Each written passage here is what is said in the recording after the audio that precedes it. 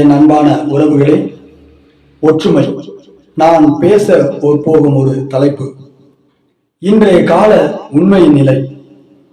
மதங்கள் ஒருபுறம் நம்மை இழுத்துச் செல்கின்றன, ஜாதிகள் ஒருபுறம் நம்மை இழுத்துச் செல்கின்றன. பொன், பொருள், பணம், ஆசை பாசங்கள் நம்மை ஒருபுறம் இழுத்துச் செல்கின்றன. நாம் தான் இவற்றை ஆள வேண்டும்.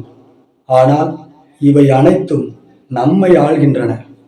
இவற்றில் எதிலும் ஒற்றுமை இல்லை. குடும்பத்தில் இல்லை ஒற்றுமை, வீட்டில் இல்லை ஒற்றுமை, ஊரிலும் இல்லை ஒற்றுமை, ஏன் நம் நாட்டிலும் இல்லை ஒற்றுமை. ஒற்றுமையில் நான் என்ற உரிமையை எடுத்து விடுவோம். அப்பொழுது பிறந்துவிடும் நமக்குள் ஒற்றுமை. துளைத்துவிடு நான் என்ற கர்வத்தை, புதைத்துவிடு நான் தான் என்ற ஆணவத்தை. அப்பொழுது புதுமையாய் தோன்றும் நாம் கண்ட ஒற்றுமை.